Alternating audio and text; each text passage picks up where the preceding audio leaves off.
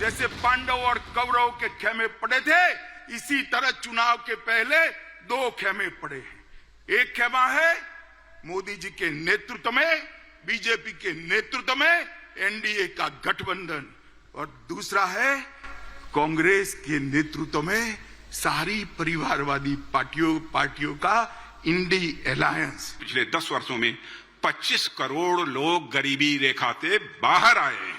यह कोई छोटी उपलब्धि नहीं है मेरे साथियों, बल्कि एक तपस्वी प्रधानमंत्री की 10 साल की यह तपस्या का परिणाम है। गरीबों के लिए जिंदगी खपाने के संकल्प का यह परिणाम है। विकसित भारत की इस परिकल्पना को साकार करना यह मोदी गारंटी से ही संभव हो पाएगा, और मोदी गारंटी ही विकसित भारत की गारंटी बन सकती है। कुरुक्षेत्र में कांग्रेस लड़खड़ा रही है तो मोदी सेना विजयनाद करते हुए आगे बढ़ती जा रही है, जिनके हाथ में मोदी ने बीजेपी के लिए 370 और एनडीए के 400 पार सीटों का परचम थमा दिया है। अब की बार आज विपक्ष के नेता भी एनडीए सरकार 400 पार के नारे लगा रहे हैं, और एनडीए को 400 पार कराने के लिए भाजपा को 370 का माइलस्टोन पार करना ही होगा। कांग्रेस का ट्रैक रिकॉर्ड हम सभी के सामने है। कांग्रेस अस्थिरता की जननी है, कांग्रेस परिवारवाद की जननी है, कांग्रेस भ्रष्टाचार की जननी है, और कांग्रेस तुष्टीकरण की भी जननी है। मोदी को मालूम है मुकाबला अब बराबरी का नहीं है, ऐसे में 400 पार का लक्ष्य आसानी से हासिल हो जाएगा। इसीलिए तो जीत के साथ अब मोदी का लक्ष्य है ऐतिहासिक फैसले और विकसित भारत। इसी से क्या मोदी की राह में रोड़े अटकाने वालों की बढ़ने लगी है आफत? इसी पर होगी आज की महाभारत।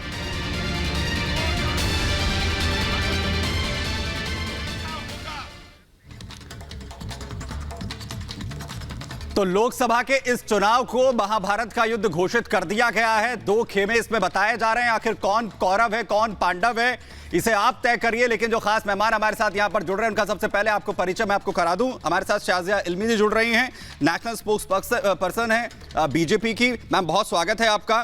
साथ ही हमारे साथ प्रोफेसर संगीत रागी हैं, पॉलिटिकल एनालिस्ट हैं। सर, आपका बहुत स्वागत है। नाहिद लारी खान हैं, समाजवादी पार्टी के प्रवक्ता हैं। सर, बहुत स्वागत। विजय कौशिक जी हमारे साथ, कांग्रेस के लीडर हैं। और साथ ही किशोर तिवारी जी हैं, शिवसेना उद्धव बाला साहब ठाकरे, वो भी हमें यहाँ पर ज्वाइन कर रहे हैं। और मैं चर्चा की शुरुआत जो है विजय कौशिक जी आपके साथ कर रहा हूं। जब लोकसभा चुनाव को महाभारत का युद्ध घोषित किया जा रहा है, 2 खेमे बताए जा रहे हैं, कह रहे हैं 2 खेमे उसी तरीके से है कौरव और पांडव के।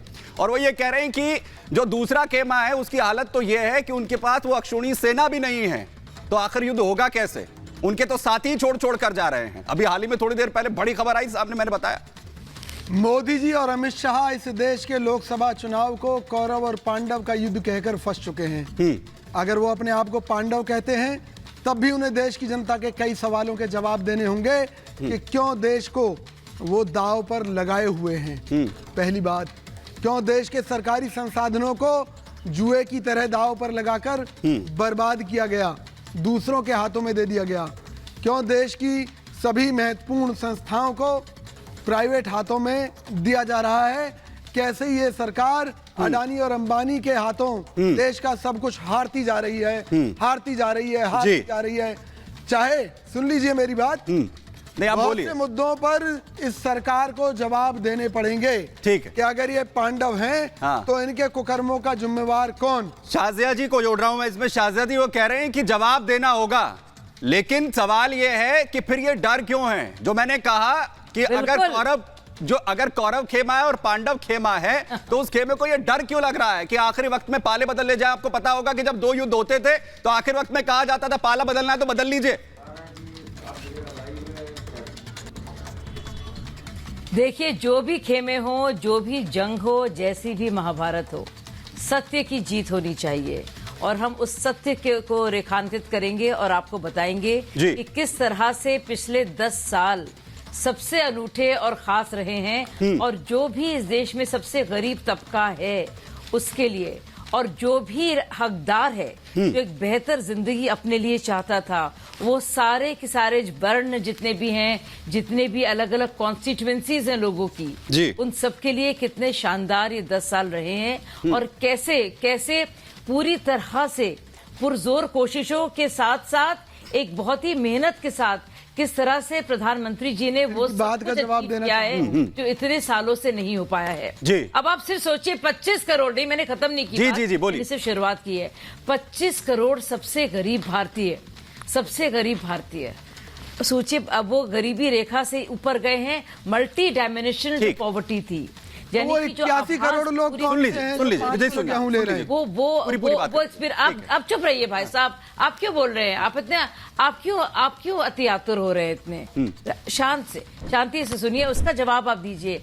आप सोचिए कि पहली बार ऐसा हुआ है और हम कितनी बड़ी संख्या की बात कर रहे हैं, कितने लोगों के घर में वो शांति और सुकून आया है कि वो इतने गरीब नहीं है। आवास हो, चाहे जल हो, चाहे आयुष्मान भारत हो, चाहे स्वनिधि हो, चाहे विश्वकर्मा, और इन्हीं का जिक्र भी किया शाजिया जी, इन्हीं बातों का जिक्र भी किया आज प्रधानमंत्री ने, चाहे गृह मंत्री की बात हो, और आगे का एजेंडा भी सेट कर दिया। आगे का एजेंडा सेट कर दिया कि आने वाले वक्त में हम क्या दे रहे हैं। मैं वापस आपके पास आ रहा हूं, मैं नाहिदा जी को जोड़ रहा हूं, मैं शाजिया जी वापस आपके पास आ रहा हूं। विजय भी आपकी जो बात है उसका जवाब यहां पर देना चाह रहे हैं। नाहिद लारी जी, सवाल यह है कि जो साथी हैं उन्हीं का भरोसा खत्म हो रहा है, उन्हीं को अब जो है ये लग रहा है कि हमें इनके साथ नहीं जाना है। उत्तर प्रदेश का हाल देख लिया, अखिलेश यादव को लेकर बड़ी जानकारी ये आई कि वो भी नहीं जा रहे न्याय यात्रा के अंदर। आखिरी वक्त में जो साथी है वो तो पाले बदल रहे हैं। नहीं, सही कह रहे हैं आप कि बीजेपी के जो लोग हैं, जो बीजेपी के साथी हैं, वो बीजेपी को छोड़कर जा रहे हैं। सभी कह रहे हैं कि महाभ्रष्टाचारी है बीजेपी। मैं ये नहीं कह रहा हूं, बता रहे हैं कि 400 पार। मैं ये नहीं कह रहा हूं नाहिद, अरे किसान, मैं ये नहीं कह रहा हूं, मैं ये कह रहा हूं कि इंडिया अलायंस के बदल रहे हैं। मैं ये कह रहा हूं, बताइए। जी, अब आपने बुलाया तो सुनिए। नहीं, मैं करेक्ट कर रहा हूं कि मैंने क्या कहा, आप उसमें ऐड करिए।